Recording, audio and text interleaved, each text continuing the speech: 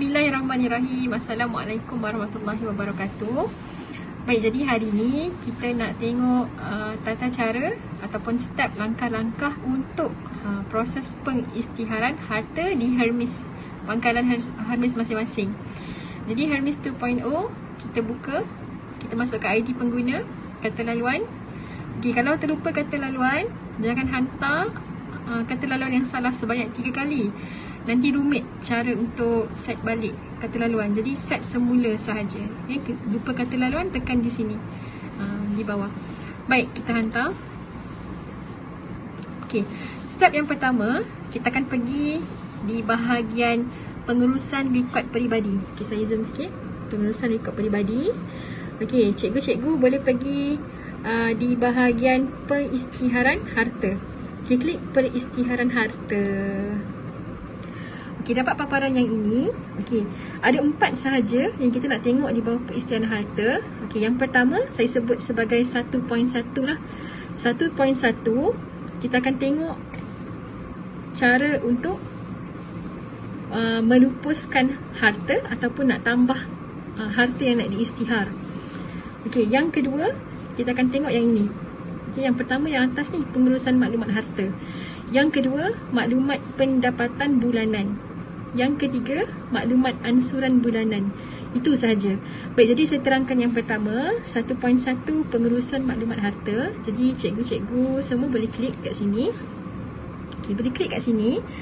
Boleh tengok dekat situ ditulis pengisytiharan harta, pengisytiharan pelupusan harta. Okey, tambah atau kemaskini isytihar harta, kemaskini maklumat tambahan dan juga papar maklumat harta. Okey, baik, yang kita nak tengok sekarang ni, kita pergi yang pertama, kita nak buat pengisytiharan pelupusan harta. Apa istilah pelupusan harta? Kalau harta kita dah bukan menjadi milik kita lah. Contohnya harta yang telah dijual ataupun harta yang telah dijual lah, yang dipindah milik, senang cerita, yang dipindah milik. Okey, baik, jadi klik pengisytiharan pelupusan harta. Okey, akan nampak satu paparan ni. Okey, kalau macam saya pernah isytihar satu rumah kediaman lah. Yang ni pada tahun 2000 berapa, saya pun tak ingat dah ni. 2017 rasanya, sebelum 2017. Jadi kalau katakanlah saya dah jual ataupun ada cikgu-cikgu yang telah menjual harta. Harta ni bukan setakat rumah kediaman ya. Harta ni ada kereta dan sebagainya. Jadi boleh klik, saya pandu dulu bagaimana cara nak buat pengisytiharan pelupusan harta. Jadi klik harta yang telah diisytiharkan. Okey, kemudian klik yang ni, maksudnya harta yang sedang yang hendak dilupus lah. Jadi apa yang perlu, isi tarikh lupus, maksudnya tarikh dipindah milik ataupun tarikh dijual. Okey, seterusnya kaedah pelupusan, sama ada dihadiahkan, hibah ataupun lelongan, bencana alam, rumah tu rosak atau total loss, dijual, dicuri dan lain-lain. Okey. Kemudian jika ada nombor rujukan pelupusan boleh dimasukkan di sini. Tapi 2 saja mandatory yang ada tanda star warna merah. Jadi simpan. Okey, saya tekan batal sebab saya tak nak lupus lagi harta saya ni. Okey, so saya kalau perlu simpan atau batal. Okey. Okey, itu untuk pelupusan harta. Kena masukkan, wajib masukkan tarikh lupus dan kaedah lupus. Okey, seterusnya setelah klik simpan, kita nak pergi lagi, kita masih lagi dalam pengisytiharan harta, pengurusan maklumat tadi yang pertama. Kita masih lagi pengurusan maklumat harta, tetapi yang ni kita nak klik isytihar harta. Jadi kita pergi klik pengisytiharan harta. Okey, di sini kalau cikgu-cikgu tengok, kita ada button isytihar, tambah, hapus atau keluar ya. Okey, klik pengisytiharan harta. Jadi kalau ada yang nak tambah baru, boleh tambah. Okey, tambah harta. Okey, mari kita tengok apa jenis-jenis harta yang kita boleh isytihar. Boleh dikira sebagai pengisytiharan harta lah. Antaranya kenderaan bermotor, harta komersial, tanah, rumah kediaman, simpanan, saham dan lain-lain. Jadi majoriti daripada kita mesti tidak selalunya ada kenderaan bermotor dan juga kediaman. Okey.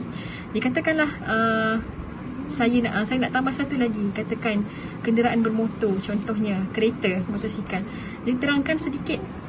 Kita terangkan sedikit jenis kereta, mungkin Proton, Azia.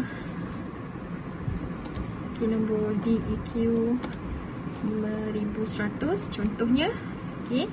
Kemudian nombor sijil ataupun pendaftaran kereta ni yang tadilah DEQ 5, nombor plate ke dan sebagainya, ataupun nombor di road tag ke apa kan. Okey, kemudian tarikh pemilikan harta bila kita beli. Okey, kemudian sumber perolehan harta, adakah dapat anugerah daripada mana-mana kerajaan negeri ke, beli, okey, belilah kan, ataupun dihadiahkan ke, harta pusaka ke. Okey, jadi kalau beli, nilai perolehan harta tu berapa harga kereta tersebut. Katakanlah anggaran lebih kurang 48,000, katakanlah lebih kurang. Okey, kemudian yang ni tak penting lah. Tapi kalau macam kediaman contohnya, okey, kalau kediaman contohnya tadi kita masukkan kediaman, ada alamat harta, maksudnya masukkan alamat kediaman tu lah. Okey, kemudian baik, tadi yang muat naik ni adalah untuk dokumen sokongan. Kalau ada dokumen sokongan seperti gambar depan SNP ataupun pemilikan kenderaan, tak perlu pun tak apa. Okey, kemudian kita simpan. Okey, sila tambah pemilik harta untuk hantar. Sila tambah pemilik harta untuk hantar. Pemilik harta, kita nak tambah pemilik harta. Siapa pemilik harta? Diri sendiri ataupun ahli keluarga ataupun lain-lain. Jadi teruskan. Okey, kemudian simpan. Adakah anda pasti ingin menyimpan rekod? Okey. Okey, jadi telah simpanlah rekod. Okey, katakanlah anda ada, cikgu-cikgu ada lebih daripada satu jenis harta.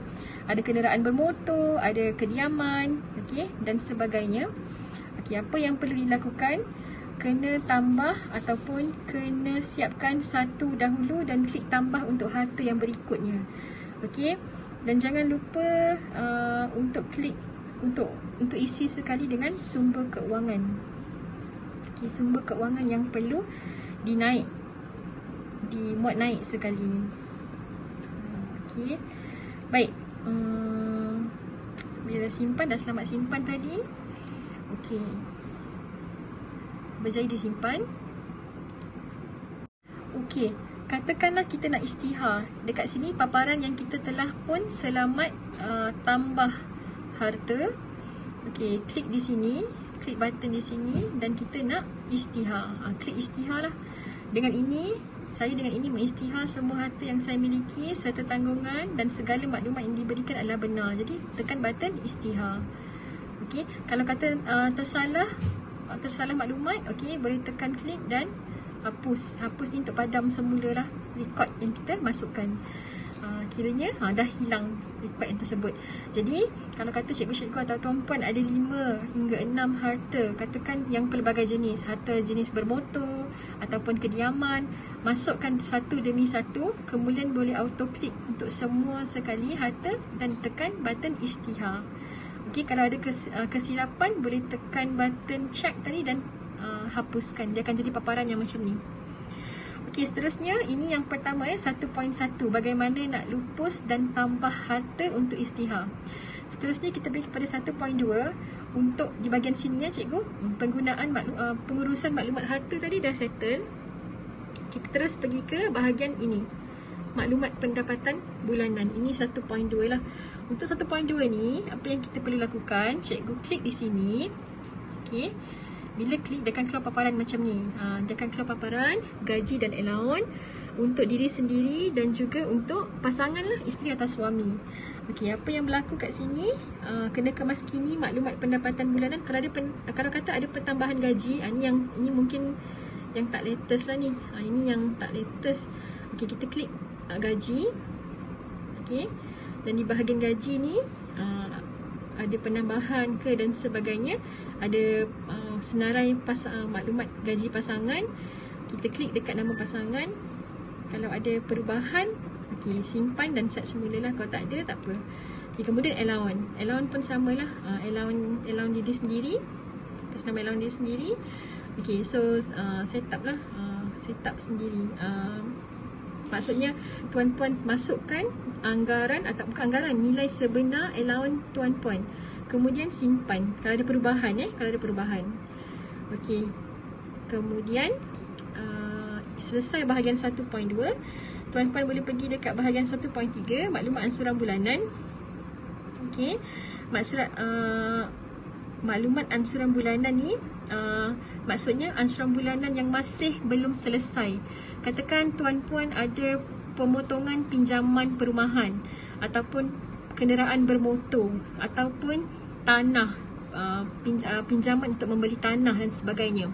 Jadi boleh tambah di bahagian ini. Kalau kata dah selesai tu boleh hapus. Okey. Untuk tambah, untuk hapus tak pasti pula ya. Okey, tapi untuk tambah bermakna kalau kata kita ada ansuran lain, okey, kita pastikan dulu harta yang dimiliki tu siapa pemilik dia. Okey, diri sendiri ataupun pasangan. Kemudian jenis ansuran. Adakah ansuran pinjaman kenderaan, pinjaman peribadi ataupun cukai pendapatan, lain-lain ansuran kan dan sebagainya. Kemudian masukkan jumlah pinjaman. Okey, masukkan jumlah pinjaman. Okey. Kemudian ansuran berapakah jumlah pinjaman tu, total keseluruhan pinjaman tersebut. Okey. Kemudian masukkan jumlah ansuran potongan bulanan tadi, berapa sebulan. Okey, tarikh mula, tarikh akhir. Yang ni boleh rujuk bank masing-masing. Okey. Kemudian tambah. Tambah. Okey. Tambah. Macam saya tak tambah sebab mungkin tak ada. Okey. Baik. Kemudian keluar. Okey, katakan dah selesai 1.1 untuk pengurusan maklumat harta. Okey, tadi kat bahagian ni rekod peribadi tadi, pengisytiharan harta. Okey. Katakan kita dah selesai bahagian 1.1 pengurusan maklumat harta, 1.2 pengurusan maklumat pendapatan bulanan, kemudian telah kemaskini maklumat ansuran bulanan. Apa yang kita perlu buat? Okey, pergi semula kepada pengurusan maklumat harta tadi. Okey, ni step yang keempat lah. Okey, klik pada bilangan kotak yang ditambah dekat sini. Okey, katakan ada harta yang ditambah, dia akan keluar paparan di sini. Okey, akan keluar paparan di sini. Okey, kalau harta yang ada ditambah. Jadi apa yang perlu dibuat di bahagian maklumat harta ni?